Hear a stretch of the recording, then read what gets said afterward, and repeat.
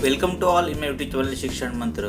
माझ्या शिक्षण मंत्र या यूट्यूब चॅनलमध्ये आपलं सर्वांचं सहर्ष हार्दिक स्वागत. In previous video you learn about the structure of plant. आपण मागील व्हिडिओमध्ये प्लांटचं स्ट्रक्चर कसं असतं, प्लांटचे कोणकोणते भाग असतात याच्याविषयी आपण इन्फॉर्मेशन घेतली.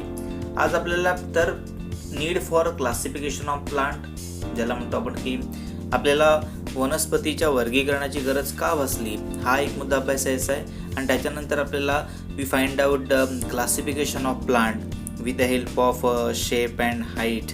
आणि आपल्या वनस्पतीच्या आकारानुसार, उंचीनुसार कोणकोणते वेगवेगळे प्रकार पडत आहेत, त्याचे वर्गीकरण कशा पद्धतीने केलेले आहेत, त्याविषयी आज आपल्याला इन्फॉर्मेशन घ्यायची आहे. First we are given need of classification of plant. आपल्याला त्यातील पहिला मुद्दा शिकायचा आहे तो म्हणजे वनस्पतीच्या वर्गीकरणाची आवश्यकता का आहे. तत्पूर्वी मी भावेश रमेश संखे, प्राथमिक विद्यामंदिर भगिनी समाजशाळा पालघर, पुनश्च एकदा आपल्या माझ्या यूट्यूब चॅनलमध्ये सहर्ष हार्दिक स्वागत करतोय. पहिला मुद्दा आहे the need for classification of plant. वनस्पतीच्या वर्गीकरणाची आवश्यकता का आहे. Up to now information about lack of plants has been collected. आतापर्यंत वनस्पतीचा विचार केला तर आजपर्यंत लाखो वनस्पतींची आपण माहिती गोळा केलेली असेल आणि आपल्याला ती वाचनात येऊ शकते. While studying the diversity in a plant. वनस्पतीच्या विविधतेचा अभ्यास ज्यावेळेस करतो आपण, they are classify for the sake of convenience on the basis of the similarities and difference in their structure. मग वनस्पतीची जी काही वर्गीकरण केलेली आहे, जी काही विविधता आहे, त्याच्यामध्ये कशा पद्धतीने वर्गीकरण केलेलं आहे आपल्याला सांगता येऊ शकेल. They are basic of the similarities. त्यांच्या विशिष्ट भागांमध्ये काय साम्य आहे, डिफरन्स त्यांच्यामध्ये काय विविधता आहे, in their structure and their organs or their other characters. कोणकोणते अवयव आहेत व इतर वैशिष्ट्यांचा साम्य व भेद यांच्या आधारे या वनस्पतीचं काय केलेलं तर वर्गीकरण करण्यात आलेलं आहे. मग हे जे वर्गीकरण आहे ते कोणी केलेलं आहे. Given information the scientist कॅरोलस Linnaeus made the first scientific classification of the plant. कॅरोलस Linnaeus नावाचा एक सायंटिस्ट शास्त्रज्ञ होता, याने प्रथम वनस्पतीचे शास्त्रीय वर्गीकरण केलेले दिसून येते. Initially it was his method of the classification that was use by all. सुरुवातीस त्यांनी केलेल्या वर्गीकरणाची पद्धत सर्वत्र वापरली जात होती. म्हणजे आपल्याला सांगता येऊ शकेल की कॅरोलस लिनियस नावाचा जो काही सायंटिस्ट होता, त्या सायंटिस्टने पहिलं प्लांटचं क्लासिफिकेशन केलेलं दिसून येऊ शकतं. तुम्हाला इकडे काही क्वेश्चन विचारलेले आहेत, त्या प्रश्नाची उत्तर आपल्याला व्यवस्थितरित्या मांडायची आहेत, आपल्याला ती अंडरस्टँड करून घ्यायची आहे. Observe and discuss. निरीक्षण करा व चर्चा करा. Take a round through the garden or in the surrounding and list the plant that you see. शाळेच्या किंवा तुमच्या परिसरातून एखाद्या बागेतून तुम्ही फेरफटका मारायला गेलात तर तुम्हाला कोणकोणत्या प्रकारची वनस्पती आढळतात त्यांची यादी करायची आहे. ड्रॉ देअर पिक्चर ॲज वेल. त्याची चित्रही तुम्हाला काढायची आहेत. Draw table as shown in below the complete it on the basis of the information you gather. Discuss it in the class. आपल्याला जे वनस्पती आपण बघितलेले आहे, जी निरीक्षण करून तुम्ही माहिती मिळवलेली आहे, या सर्वांची यादी करायची आणि दिलेल्या तक्त्यामध्ये त्याची आपल्याला इन्फॉर्मेशन भरायची आहे. तुम्हाला ज्यावेळेस वर्गामध्ये प्रत्यक्ष अध्यापन होईल त्यावेळेस तुम्हाला या तक्त्याविषयी अजून जास्त माहिती घेतली जाईल. पण त्यामध्ये कोणकोणते मुद्दे आहेत तर तुम्हाला given the name of the plant, तुम्हाला वनस्पतीचे नाव लिहायचं आहे. Where does the plants occur or grow. वनस्पती कुठे वाढतात किंवा कुठे आढळतात त्याच्याविषयी इन्फॉर्मेशन लिहायची आहे. Nature of the stem. Stem म्हणजे त्या खोडाचे स्वरूप कसं आहे, त्याचं खोड कसं आहे, मोठा आहे, हार्ड आहे, त्याला आपण म्हणतो की त्याच्यावरती साल आहे, बार्क म्हणतो आपण, कशा पद्धतीचं त्याचं स्टेम आहे त्याची इन्फॉर्मेशन घ्यायची आहे. हाईट, उंची शॉर्ट आहे, मीडियम आहे, व्हेरी टॉल आहे, याच्याविषयी आपल्याला इन्फॉर्मेशन या ठिकाणी गॅदर करायची आहे, गोळा करायची आहे. उंची कमी आहे, मध्यम आहे, खूपच उंच आहे. ब्रांचेस, त्याच्या फांद्या कशा आहेत, त्याचं नेचर, स्वरूप कसं आहे. नंबर्स, किती त्याला ब्रांचेस, किती फांद्या आहेत त्याच्याविषयी इन्फॉर्मेशन गोळा करायची आहे. लिव्ज म्हणजे पानं, त्याच्यामध्ये कलर्स आपल्याला बघायचं आहे. शेप आणि एज, त्याची कडा कशी आहे, आकार कसा आहे, रंग कसा आहे, याच्याविषयी इन्फॉर्मेशन तुम्हाला गोळा करायची आहे. Next point is given flower. फुलामध्ये पण कलर कसा आहे, फ्रॅग्रन्स म्हणजे त्याचा वास कसा आहे, त्याच्यानंतर शेपमध्ये त्याचा कडा कशी आहे, त्याचा आकार कसा आहे. नेचर ऑफ द फ्रूट, त्याच्यानंतर आपल्याला फळांचं स्वरूप विचारलेलं आहे. कलर, शेप, हार्डनेस और सॉफ्टनेस, त्याचा रंग कसा आहे, आकार, कठीणपणा, मऊपणा, याविषयी इन्फॉर्मेशन आपल्याला गोळा करायची आहे. सर्वात शेवटचा मुद्दा दिला तुम्हाला, use, which of the part is use, याच्यामध्ये कोणकोणत्या वनस्पतीचा कशासाठी वापर केला जातो याच्याविषयी तुम्हाला इन्फॉर्मेशन गॅदर करायची आहे. म्हणजे if you see the different plants, then each and every plants are different. प्रत्येक प्लांट कसं आहे तर डिफरंट आहे, आणि या डिफरंट वनस्पतींचे प्लांटचे आपल्याला नावं लक्षात ठेवण्यासाठी क्लासिफिकेशन केलेलं हे खूपच या सायन्सच्या दृष्टीने महत्त्वाचं पाऊल आहे. That's why next point is given classification of plant. We can easily notice the difference in a shape and height of the plant in our surrounding. सभोवतालच्या वनस्पतीचा आकार, उंचीमधील फरक आपल्याला लगेच लक्षात येतो.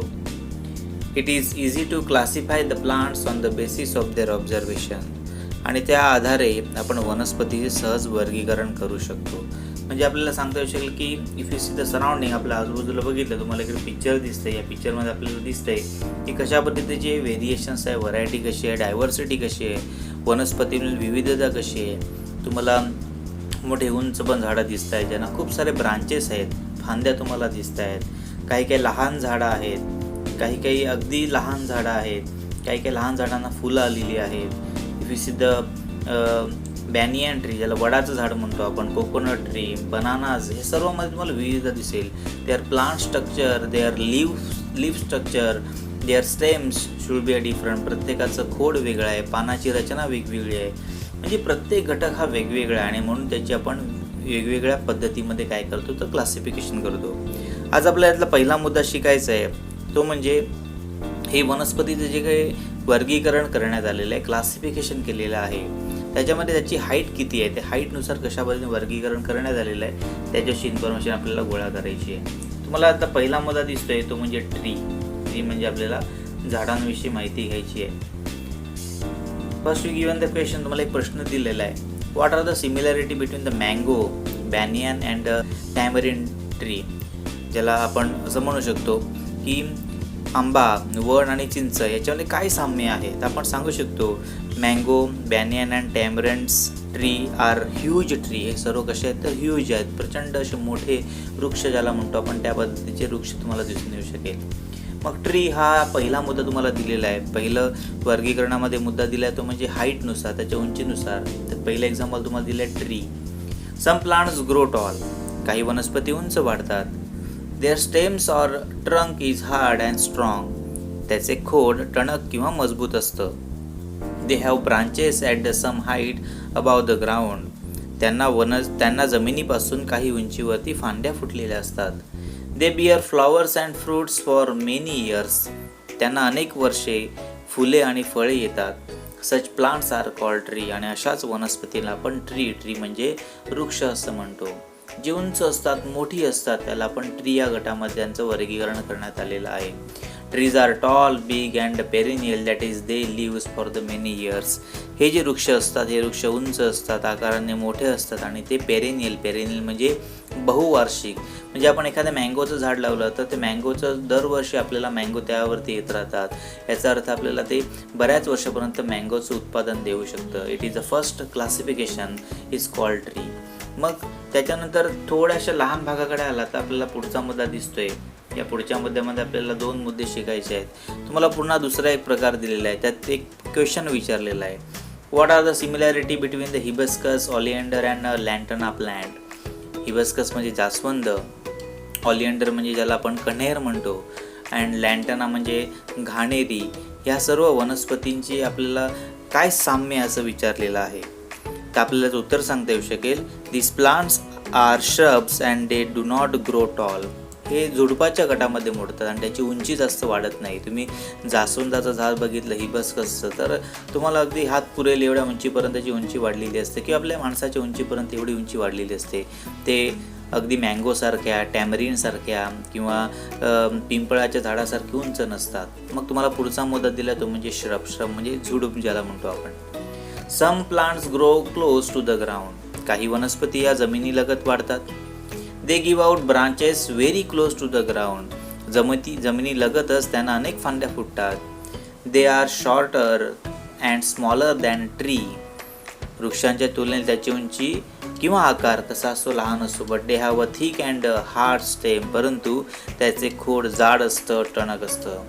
द ऑलिएंडर, हिबिस्कस, लँटना, कोरांटी and rose are shrubs that may grow up to the 2 or 3 metre. ह्याची उंची जी बघितली, तुम्हाला काही झाडांची उदाहरणं दिलेली आहेत, काही एक्झाम्पल दिलेले आहेत. ऑलिएंडर म्हणजे कणेर ज्याला म्हणतो, हिबिस्कस जास्वंद, लँटना म्हणजे घाणेरी म्हणतो, कोरांटी गुलाबाची, रोज म्हणजे गुलाब, हे सर्व झुडपांची उदाहरणं आहेत. त्याची उंची जी असते ती उंची असते 2 ते 3 मीटर. म्हणजे पहिला प्रकार शिकलो तो म्हणजे ट्री ज्याला म्हणतो, की वृक्ष ज्याला म्हणतो आपण. दुसरा या हाईटच्या वेने बघितला प्रकार, दुसरा क्लासिफिकेशन केलेला आहे ते म्हणजे श्रब म्हणजे ज्याला आपण झुडपे असे म्हणतो. Now the next question is given, third number question. What are similarity between the fenugreek and periwinkle plant. Fenugreek म्हणजे मेथी आणि पेरिविंकल म्हणजे सदाफुली, यांच्या झाडामध्ये काय साम्य आहेत आपल्याला सांगता येऊ शकेल. Fenugreek and periwinkle are small herbs. Small herb म्हणजे ज्याची उंची अजून या हर्बपेक्षा 2 ते 3 मीटरपेक्षा अजून लहान असते. त्याची उंची अगदी जमिनीलगत 1 ते 1.5 मीटर अंतरावरती असते. त्याला हर्ब्स असे म्हणतो. हर्ब्स म्हणजे ज्याला आपण रोपटे म्हणतो, आपल्या कुंडीत लावतं त्याला आपण हर्ब्स असे म्हणतो. Herbs grow 1 to 1.5 metre tall. हर्ब्सची जी उंची जी आहे, रोपटी सुमारे 1 ते 1.5 मीटर एवढ्या उंचीपर्यंत वाढतात. The stem of the herbs are green and quite flexible as compared to those of the trees and bushes. आणि रोपट्यांची जे खोडे असतात ही वृक्ष झुडपांच्या तुलनेने अतिशय लवचिक आणि हिरव्या रंगाची असतात. दे आर फ्लेक्झिबल, खूप लवचिक असतात. ते आपण इझिली हाताने त्यांना ओढू शकतो, त्यांना वाकवू शकतो. Herbs may be lives for the few months or the 2 years. हे जे हर्ब्स आपण लावले तर ते काही महिने किंवा 2 वर्षापर्यंत जगू शकतात. याचा अर्थ आपल्याला सांगता येऊ शकेल, according to the size and height of the stem plants can be classified into the 3 types, tree, shrubs and herbs. वनस्पतीच्या खोडाच्या आकारानुसार, त्याच्या उंचीनुसार त्याचे किती प्रकार पडलेले आहेत, तर एकूण 3 प्रकार दिसून येतील. त्यात पहिला आहे ट्री म्हणजे वृक्ष ज्याला म्हणतो, त्याच्यानंतर श्रब म्हणजे झुडपे, अँड हर्ब्स म्हणजे रोपटे. अशा या 3 प्रकारांचे वर्गीकरण करण्यात आलेलं आहे. मला अजून यातला एक मुद्दा दिलेला आहे, तो मुद्दा अतिशय चांगला आणि आपल्याला या ठिकाणी याच्याविषयी डिस्कस करावं लागेल, की या मुद्द्यांविषयी आपल्याला इन्फॉर्मेशन घ्यावी लागेल. काय माहिती दिली बघा. When you think about that point then you have to given one question. तुम्हाला एक प्रश्न विचारलेला आहे. Have you seen vines like the pumpkin. Pumpkin म्हणजे ज्याला भोपळा म्हणतो आपण. द रेलरोड क्रीपर्स, कवळी and watermelon or the grapes vine. आपल्याला कलिंगड, गारवेल, कावळी, त्याच्यानंतर द्राक्षे यांच्या तुम्ही या वनस्पतींचे वेली बघितल्या आहेत का. वेन्स म्हणजे वेली बघितल्या आहेत का तुम्ही, असा प्रश्न विचारलेला आहे. व ते कशाच्या आधारावर वाढतात, हाऊ डे ग्रो, ते कशा पद्धतीने वाढतात आपल्याला सांगता येऊ शकेल. We have seen the some creepers. आम्ही वेली बघितलेले आहेत.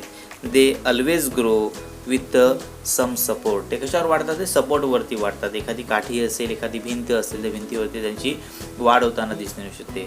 आपल्याला त्यातला अतिशय चांगला आणि सोपा मुद्दा दिला तो म्हणजे वाईन्स. वाईन्स म्हणजे ज्याला वेल म्हणतो आपण. Some vines need the vertical support for the growing. काही वेली वाढ होण्यासाठी आधाराची त्यांना मदत घ्यावी लागते. While some other spread on the ground. तर काही ज्या वेली आहेत त्या वेली जमिनीवर पसरताना दिसत आपल्याला. Climber like the money plant have the aerial root. Climber money plant नावाचे एक आपल्या घराच्या आजूबाजूला किंवा घराच्या ग्रिलमध्ये, कुंडीमध्ये हे मनीवेलची मनीवेलची एक वेल लावलेली असते. आणि ही मनी प्लांटची जी वेल असते ती वेल त्यांना हवाई मुळं फुटतात आणि हवाई मुळांमुळे ते काय त्यांची वाढ होताना दिसून येऊ शकते. Have you seen the cucumber tendrils that took the spring. तुम्ही काकडीची वेल बघितली आहे का. त्या काकडीच्या वेलीला स्प्रिंगसारखे लहान लहान धागे असतात. Of what use could they be. विचारलं की त्याचा उपयोग काय होतो. तुम्ही जर बाजूला चित्रात तुम्हाला बघा ते टेंड्रिल दिसतात. तुम्हाला गुंतवणूक केलेलं किंवा त्या वेलीवरती असे तण पडलेले दिसून येऊ शकतात. गोल गोल राऊंड तुम्हाला दिसून येऊ शकतात. Of what day they have touch the stem of the any wines. What do you feel. तुम्ही एखाद्या वेलीला खोडाला हात लावून पहा, तुम्हाला काय वाटतं. आपल्याला सांगता येऊ शकेल की त्या वेलीचं जे काही स्टेम असतं ते फ्लेक्झिबल असतं, एकदम लवचिक असतं. सॉफ्ट म्हणजे खूप मऊ असतं. ग्रीन म्हणजे हिरव्या रंगाचं असतं.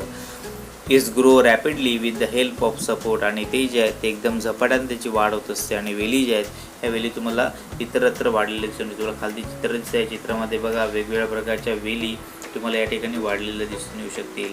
There are various creepers and climbers, तुम्हाला वेगवेगळ्या प्रकारचे वेल या ठिकाणी दिसत आहेत. पंपकिन दिसते, वॉटरमेलन दिसते, मनी प्लांट दिसते, ग्रेप्स वाईन दिसते, ह्या सर्व वेली तुम्हाला दिसत आहेत. And it is also very important classification of the plant. हा पण एक वनस्पती गटामधील क्लासिफिकेशन तुम्हाला दिलेला दिसून येऊ शकतो. माझा व्हिडिओ आवडल्यास लाईक करा, सबस्क्राईब करा, कमेंट करा व पुढे दिलेला अभ्यास व्यवस्थित सोडवा. धन्यवाद.